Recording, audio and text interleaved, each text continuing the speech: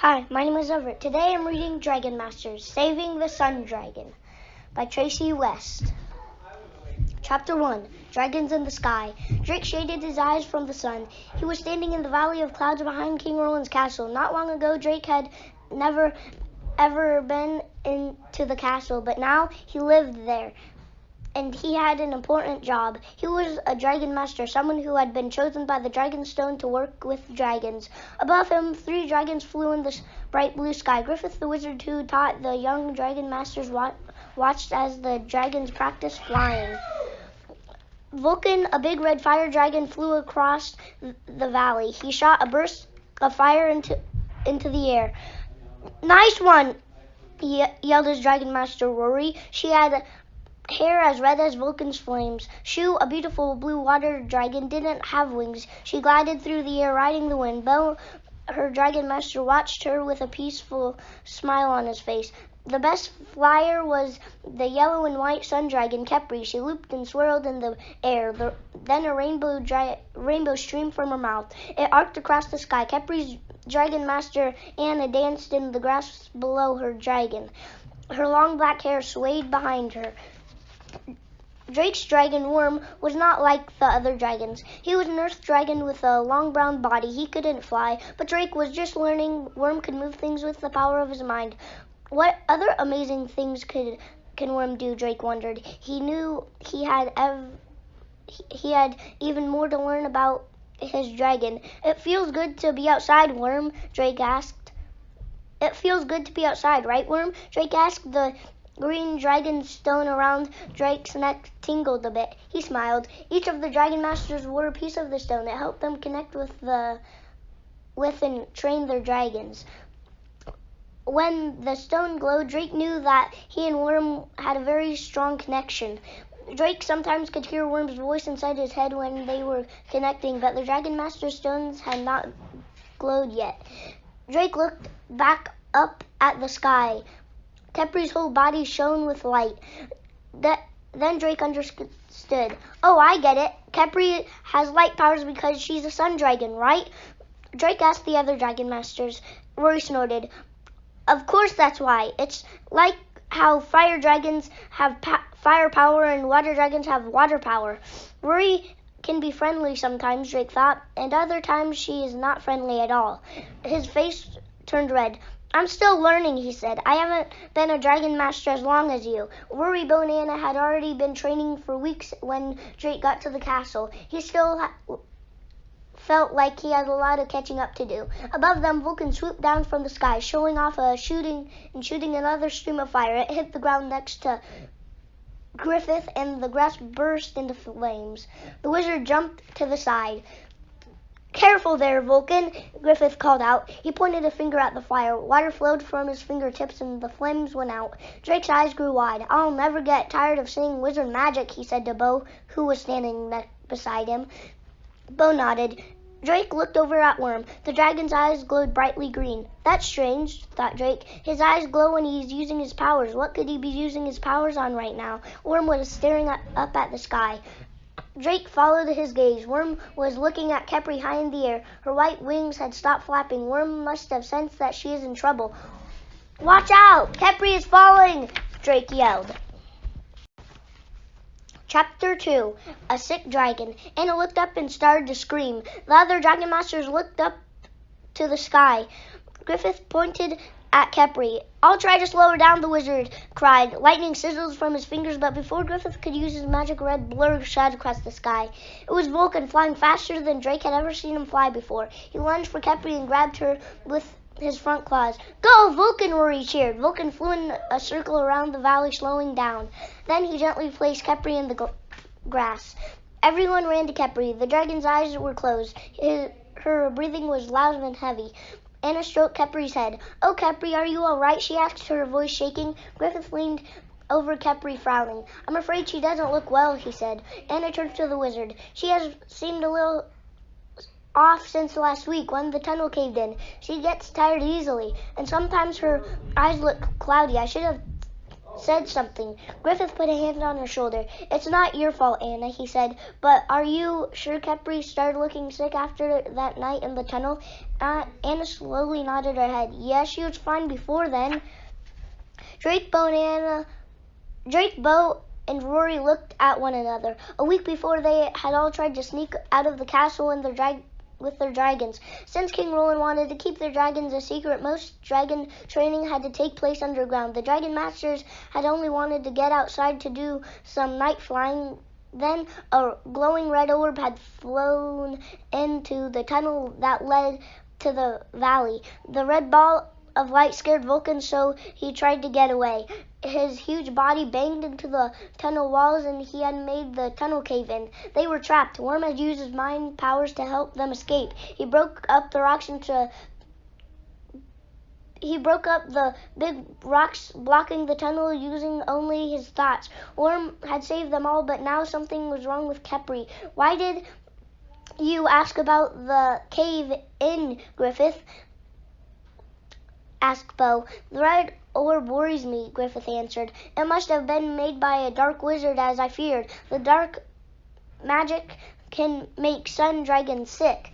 "So Khepri's illness is connected with that weird ball?" Anna asked. "And the other dragons are okay because they're not sun dragons?" "I think so," said Griffith. "Do you know any dark wizards?" Drake asked with a shiver. "No time for tales now," Griffith said with a wave of his hand. Suddenly Rory cried out, "Look, Khepri is getting up!" The dragon had opened her eyes and was standing on all four legs. She looked well enough to come back to the dragon's caves," Griffith said. "Come along." He led the dragon masters and their dragons back through the tunnel. The tunnel led to the big underground dragon room. There, each dragon had a small cave. When they got there, a big man with red hair was waiting for them. He wore a vest with a golden dragon sewn on it and a metal crown on his head. Two guards stood behind him. Griffith stopped. "King Roland," he said, "what brings you down here?" The king frowned. "What is it I hear about a sick dragon?" Chapter 3. King Roland's Threat. Drake looked over at his friend Bo. He could tell Bo was thinking the same thing he was. How did the king not know one of the dragons was sick? "I have spies hidden in the Valley of Clouds," the king said, as if he were reading their minds. "You also let these dragons escape once, Griffith. I want to make sure they are ready when I need them." "I understand," Griffith said. Drake remembered that when the tunnel caved in, Griffith hadn't told the king that the dragon masters had taken the dragons out. Instead, he said the dragons had tried to escape. Griffith had lied to protect the dragon masters. Griffith had only wanted to protect us when he told that lie, Drake thought, but now the king is mad at him instead of us. "So I will ask you again, Griffith," said the king. "Is one of the dragons sick?" "Yes, your majesty," said Griffith. "There seems to be something wrong with Khepri." All eyes turned to Khepri. Her eyes were cloudy, and her long, graceful neck was drooping. "First, the dragons tried to escape, and now one of them is sick," said King Roland. "This makes me very unhappy, wizard. You are supposed to know all about dragons." Heal her. "I will look for a cure right away," Griffith promised. "You had better find one soon," said King Roland, his eyes fixed on the wizard.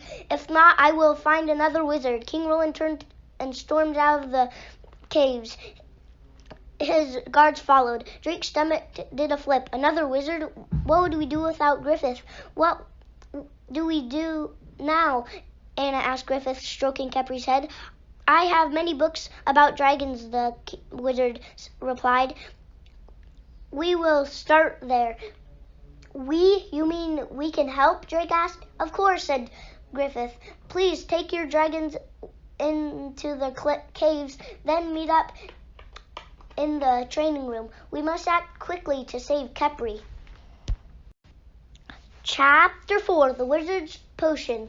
The Dragon Masters dropped off their dragons and headed to the training room. The section where Griffith taught lessons was kind of like a cave. Most days everyone wanted to be outside in the Valley of Clouds. Drake loved it there because it reminded him of working in his family's onion fields. But today nobody complained about staying outside. Everyone wanted to help Khepri.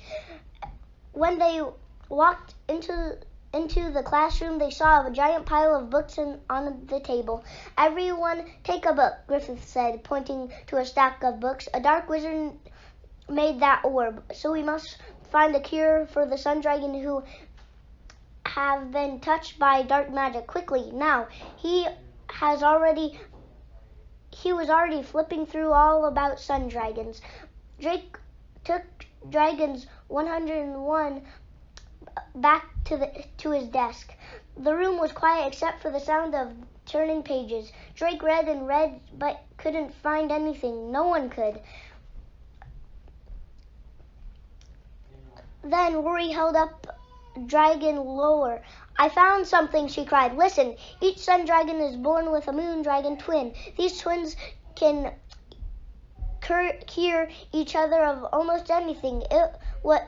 Is this true? Does Khepri have a moon dragon twin?" Griffith frowned. "I do not know, and if she does have a twin, that twin is likely very far away from her. There is no way we could find the moon dragon in time." Anna stood up. "Well, my book has a potion in it called Wicked Away," she said. "It heals creatures harmed by dark magic." She brought the book to Griffith. His eyes lit up. "This might do it. It's not just for the sun dragons, so I'm not sure if it will work, but it's worth a try," he said. "Drake and Bo got to go to my workshop. Bring back a jar of moonbeams and a sack of sunflower seeds. Hurry." The boys raced into the hall of Griffith's workshop. The workshop was filled with bottles and jars. The bottles and jars were stuffed with strange plants and filled with potions. Drake walked to the left side of the room, and Bo took the right side. Drake picked up a jar with purple liquids inside. "Lily Dew," he read aloud. He checked a few more jars and then saw something glowing on the top of the shelf. Standing on his toes, he grabbed it. A pale blue light shimmered inside the jar. Drake read the label, "Moonbeams." "I've got it," he shouted. "And I've got the seeds," Bo said. "Let's go." When they got back to the classroom, Rory was stirring liquid in a black metal pot. Anna was reading directions aloud from her book. Griffith clapped his hands when he saw the two boys. "That was fast. Now let's make this healing potion," said Griffith. Drake emptied the jar into the pot. "Bo, add 3 seeds, please." Drake carefully opened the jar lid. The moonbeam slid out like water. Then Bo dropped in 3 black seeds. "Keep stirring, Rory," Griffith said. Rory stirred. The liquid turned blue and started to shine. A soft light came from the pot. Griffith scooped up some liquid with a ladle and put it in a clean jar. "Will this potion make Khepri feel better?" Bo asked. "There's only one way to find out," Griffith said. They all walked to Khepri's cave. Her eyes were closed and her yellow scales had lost their shine. Griffith handed the jar to Anna. "You are her dragon master. She will listen to you.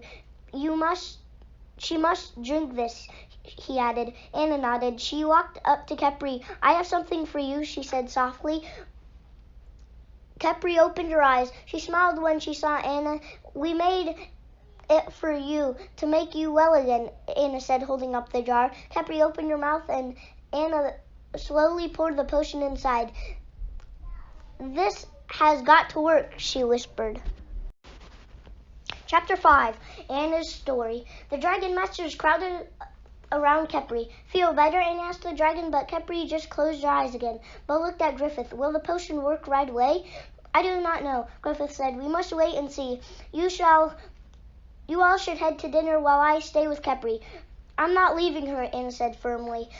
Griffith put a gentle hand on her shoulder. "Anna, you must take care of yourself," he said. "You must stay strong for Khepri. I will send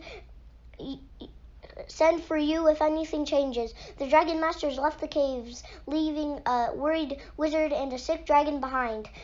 Up in the dining room, they all picked at their dinner. Anna only ate a few bites of food. Drake ate some carrots and chicken, but only about half as much as usual. Bo stared at his plate. Even Rory was quiet for a change. Then the door at the end of the room banged open. One of the king's soldiers walked in. "Do you have news for Khepri?" Anna asked. The soldier walked over to Drake. Without saying a word, he handed him a rolled up piece of paper. Drake opened it. "It's a letter from my mom. Dear Drake, it is good here in the fields. The onions are big. I know you are busy helping the king with his special projects, but I miss you. Work hard. Love, your mother." Drake felt tears sting his eyes. He knew he was doing important work for the king, but he still missed his mother. "I wish I could tell my family about the dragons," Drake said. They have to be keep secret," Rory warned. "I wish my father would write to me more often," Anna said. I'd like to hear about his adventures." "Like what kind of adventures?" Bo asked. "My father sells beautiful fabrics," she said. "He travels all over and far away lands selling them, and we live near the pyramid so often when they're with him. So I often went there with him." "What's a pyramid?" Rory asked. "It holds a king's body after he dies. It's sort of like shaped like this." And Anna made a triangle shape with her hands. The pyramids are bigger than you've ever seen." "Your dad's adventure sounds amazing," said Drake. "They are," Anna sighed, "but they're also dangerous. There are many robbers on the roads. The robbers steal from people who have good to sell, like our fabrics, and they often steal gold and other treasures from the pyramids. That is why my father did not argue with King Roland's men came for me. He knew I would be safer elsewhere." Anna looked sad. Bo was quiet. "I guess everyone else is just as homesick as I am," Drake thought. After dinner, Drake and Bo went to their room that they shared. Drake climbed into bed and fell asleep right away. He dreamed of rivers and big tombs shaped like triangles. Then the desert sky turned green, bright green. Drake woke up. The green dragonstone around his neck was glowing brightly. "Worm needs me," Drake thought. Then he heard Worm's voice inside his mind. "Come now." Chapter 6. Worm Calls. Drake jumped out of bed. He shook Bo awake. "Worm needs us," Drake cried. That was all Bo needed to hear. The boys raced downstairs to the door that led to the dragon's training area. Drake tried to open it. "It's locked," Drake cried. "Good thing I've got a key," said a voice. Drake and Bo turned around. Rory and Anna were standing there. Rory held up a key. "Where did you guys get that?" Drake asked. "I swiped it from one of the castle guards when I first got here," Rory said. "It's a skeleton key. It opens all the locks in the castle. We came running as soon as we heard you two stomping down the hall," Anna added. "We figured something was up. I'm glad you came, but please hurry," Drake said. Rory opened the door. When they got inside Khepri's cave, Worm was in front of it. How did Worm get out of his cave? Drake wondered. "Worm, what's wrong?" he asked. Worm nodded toward Khepri. The gate to her cave was open and the Dragon Master stepped inside. Griffith was asleep in the corner. Books were piled around him. Khepri was asleep too, but she looked sicker than before. Her scales were dull. She looked thin and pale. Her breathing was loud and heavy. The Dragon Masters were stunned. She wasn't this sick earlier," Rory said. "Did the potion make her worse?" "Maybe it just didn't work," Bo said. "We have to do something," Anna cried. Drake looked at Worm. "Isn't there anything I can do?" Drake whispered. Worm's body began to glow. Drake wasn't sure why, but he knew just what he was going to do. He put one hand on Worm's snout and one hand on Khepri's tail. "Everyone touch Worm now," he yelled. Startled, the friends obeyed. They all laid their hands on Griffith They all laid their hands on Worm. Griffith's eyes snapped open. "What is going on?" the wizard asked. But before Drake could answer, green light exploded in the room, blinding them. Chapter 7. Far, far away. Faraway lands. Drake felt weird. He couldn't feel the ground under his feet, but he could still feel his hands on Worm. His stomach did a flip-flop. Then the green light faded. Drake blinked. His feet landed on sand. Then he could feel cool air on his face. Worm, Khepri, and the Dragon Masters were standing on a pathway. A white stone wall lined one side of the path. On the other side of them was a tall, strangely shaped building. Griffith was not with them. Worm, why did you bring us here? Drake wondered. Drake looked up at the big building. Each of the building's four sides were shaped like a triangle. The pointy top was capped with shiny gold. Anna's eyes got wide. A pyramid, she cried. Drake, what have you done? Where are we? Rory asked. She sounded scared. Anna turned to her. I think we are in my homeland. But how? Drake started to say. Then he looked at Worm. The dragon's green eyes were shining. Worm must have used his mind powers to bring us here. That's impossible, said Rory. Dragons can't travel halfway across the world using their mind. Look around you, Rory. It must be possible, Bo said. We are no longer in the kingdom of Bracken. But why didn't Worm bring us to Vulcan? Why didn't Worm bring Vulcan and Shu with us? Rory asked. Drake thought back to Khepri's cave. We were all touching Worm, and I was touching Khepri, but the other dragons were still in their caves. And now we are here in the land where Khepri and I were born, said Anna. Wait, remember what I read in Griffith's book about sun dragon twins? Rory asked, her voice getting excited. It was that very sun dragon was a moon dragon twin that can heal it. So Khepri's twin might be here, said Bo. Do you think that's why Worm brought us here? Asked Drake. Suddenly they heard loud voices. The voices came from the other side of the stone wall.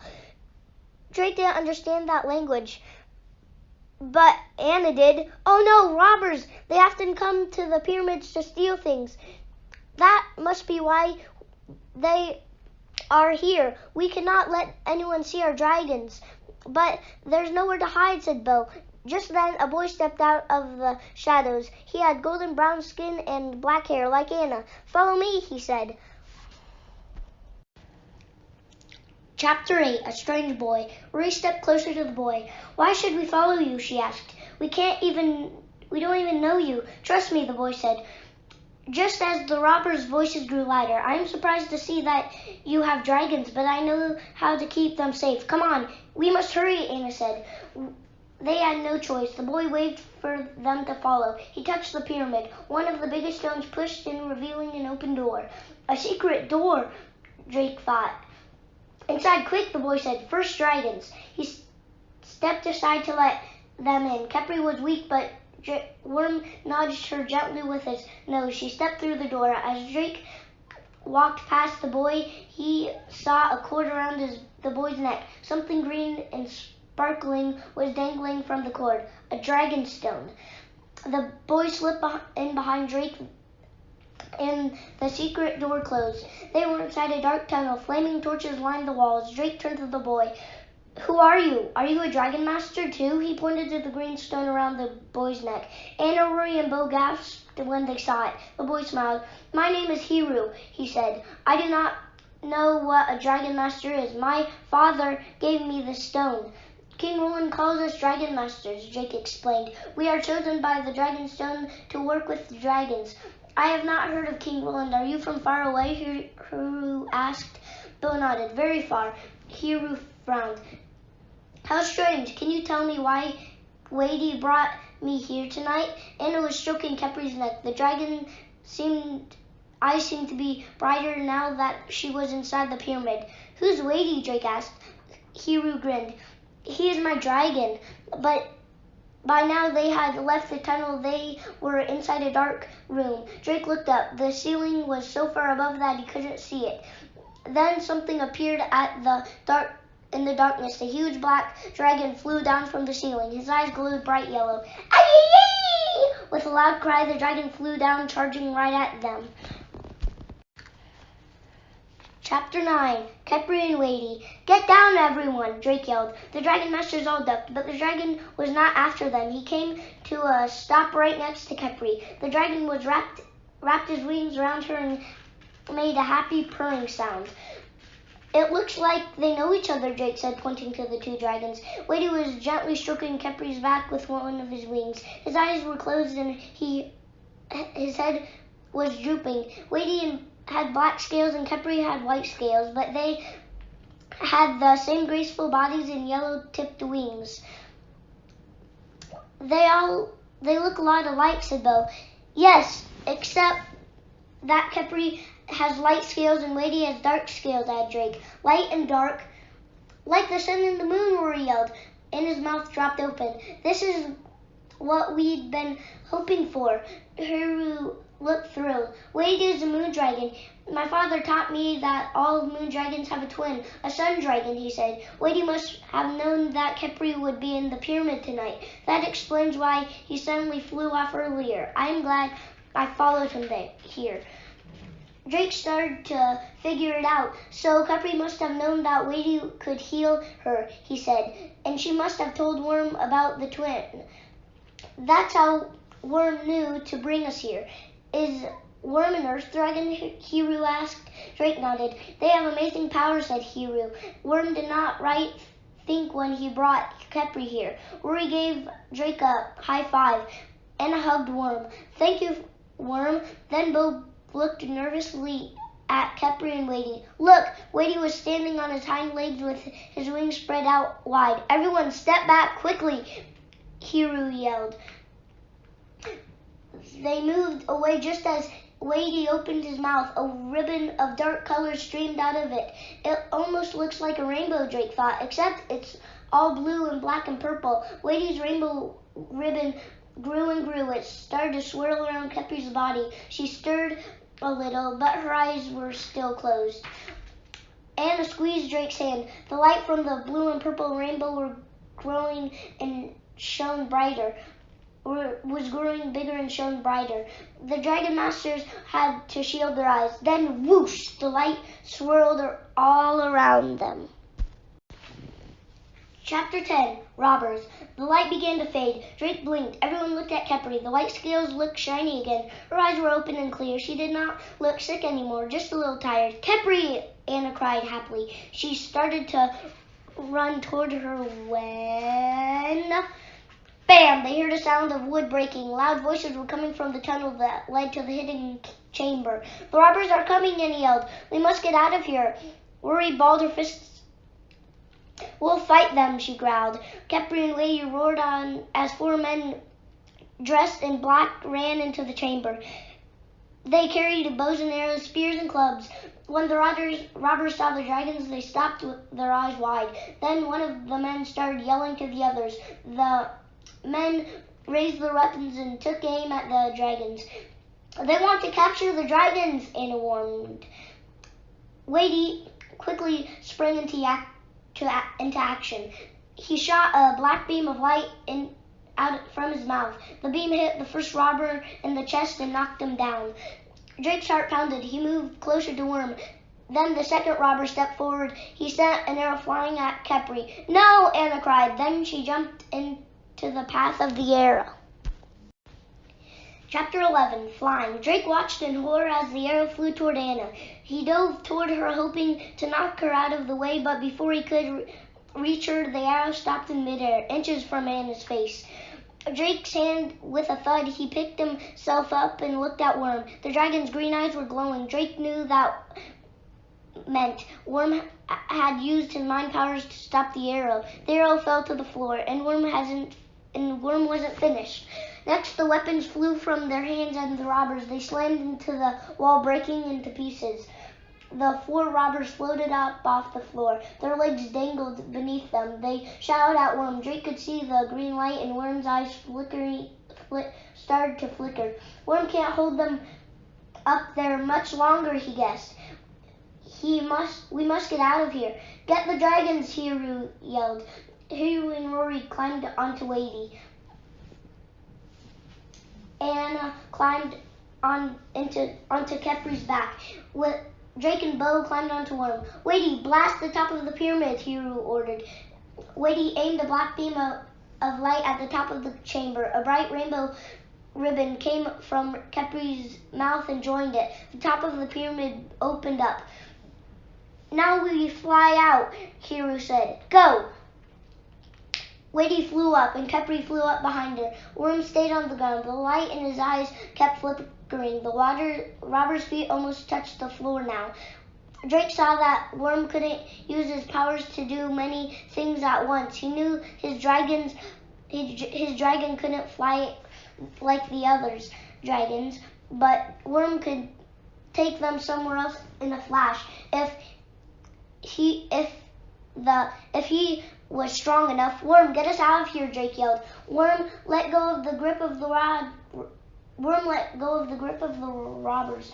They tumbled to the floor. Then they quickly got up, angrily charging toward Drake, Bo, and Worm. The dragon's eyes glowed green. Hold on tight, Bo, Drake yelled. 1 second they were in the chamber, the next they were outside the pyramid. Chapter 12, Anna's Decision. Drake and Bo climbed off Worm's back. They looked up. The sun was just starting to rise. Khepri and Wadey were flying around. We can't stay here long, Bo said. Soon the villagers will wake up and we can't let them see the dragons. Drake nodded. Yes, and Griffith is probably worried about us. Khepri and Wadey glided down and landed next to Anna, Hiru, and Rory next to them. Anna, Hiru, and Rory climbed off the dragon's backs. They ran over to Drake and Bo. You made it, Anna cried. We figured that Worm could use his cool earth dragon thing and get you out of there in a blink, Rory said. Drake smiled at Worm. Yeah, he's awesome. Then the twin dragons flew up again and circled the golden top of the pyramid. Khepri and Wadey looked so happy together, Bo said. Anna smiled. I'm so glad Khepri is better, she said. It's all because of Wadey. He knew how to heal her when no one else could. I really think she should stay here with him. She sounded sad. But she's your dragon, Drake said. She should stay with you. Anna shook her head. I don't have a strong connection with Khepri, not like the one you would have with Worm. Your stone glows when you and Worm connect, just like earlier tonight when he called to you. My dragon stone has never glowed, but Griffith said it would happen to you too, Drake said. He looked at Bo and Rory. To all of you. Anna had tears in her eyes. I might never know now. It seems that Khepri is better off without me. Hiru put a hand on her shoulder. Listen to Drake and Anna. Listen, Drake, Anna. I knew Wadey for a year before my stone glowed, he said. It takes patience. Drake turned to Hiru. You said you weren't a dragon master, but you have a dragon stone in your own dragon. How are you not a dragon master? Hiru shrugged. It is your king who has called you a dragon master. I serve no king, and all I know is that for many ages my family has served dragons. When dragons come to us, we help them. King Roland doesn't want to help dragons, Drake thought. He wants us to train them. We must go back to our kingdom, Bo said. The castle will be waking up soon. If King Roland finds out the dragons are missing, Drake shuddered. That would be bad for us and for Griffith. He turned to Anna. We must go. Do you want to see if Khepri will come with us? I've decided that she should stay with Wadey, Anna said sadly. I will say goodbye. Let me call her. Chapter 13. One last goodbye. Wait, Drake yelled. He saw something. The dragon stone in Anna's neck. It was glowing. Drake pointed at it. Bo, Rory, and Hiru all turned to look. Anna, your stone, they cried. Anna gazed down at the glowing stone. She got a strange look in her eyes. Anna, what is it? Rory asked. I think I can hear Khepri's voice inside my head, Anna said. Everyone was quiet as Anna listened. She got a smile on her face. She looked up at Khepri flying in the sky. Khepri wants to come back to be with her brother one day, Anna said, just like I want to come back to my family, but until then she wants to stay with me in the kingdom of Bracken. I am so happy for you, said Drake. Yes, we will all miss Khepri as much as you added Rory. The sun was higher in the sky now. Anna, we must go, said Bo softly. Everyone, including our king, will be waking up soon. Anna nodded. Come, Khepri, she called out. Khepri and Lady circled the pyramid one last time. Then both dragons swooped. They landed next to Worm and the Dragon Masters. Drake smiled at Hiru. Thank you for helping us, he said. Hiru smiled. No problem. Perhaps we will meet again. That will be nice, Drake said. He turned to his friends. Okay, everyone. Just like last time, place your hand on Worm. Anna hugged Wadey. Her cheeks were shining with tears as she broke away. Then she put one hand on Khepri and one hand on Worm. Okay, Worm, Drake said. Home, please. Worm's body started to glow green once more. Chapter 14, Home. A few seconds later, the Dragon Masters were all in the training room in King Roland's castle. Good heavens, a voice cried. When Worm's light faded, Drake saw Griffith standing in front of them with another wizard. Like Griffith, he had a white beard, but he was a head shorter than Griffith and was twice as round. Griffith looked at Khepri. My goodness, she is cured, he said. When I saw Worm glow green and you all vanished, I trusted that Worm would know where to find a cure. Yes, Worm took us to meet Khepri's twin, a moon dragon named Wadey, Drake explained. Wadey cured her, just like it said in Dragon's Lore, Rory added. Griffith put his hands together. Wonderful, he cried. Worm, you are full of surprises. He is very unusual, said the shorter wizard, stepping up close to Worm. Dragon Masters, meet Diego, Griffith said, pointing to the wizard. Very nice to meet you, Diego said. I have asked Diego for his help, Griffith said. We have been trying to find out which dark wizard could have sent the red orb.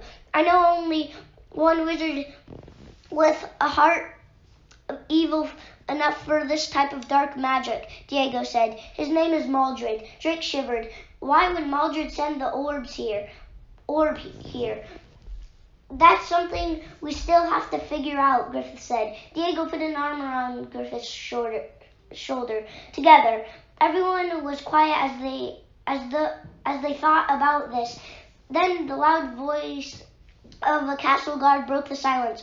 All rise for King Roland. Diego snapped his fingers and vanished in a puff of smoke. Then the king stomped in with 2 guards behind him. Did you heal my dragon, wizard? King Roland asked. Drake thought quickly. If the king found out that Worm had taken them far away, he might get mad. Or he might try to use Worm's special power. What if he takes Worm away from me? Griffith made a potion and it worked, Drake lied. He pointed at Khepri. See, I didn't ask you, boy, King Roland said crossly, but the king's frown faded when he saw Khepri. I see it's true. Good work, wizard. It looks like I won. I won't have to replace you with another wizard. For now, the king and the guards turned and left. Griffith smiled at Drake. Thank you, he said.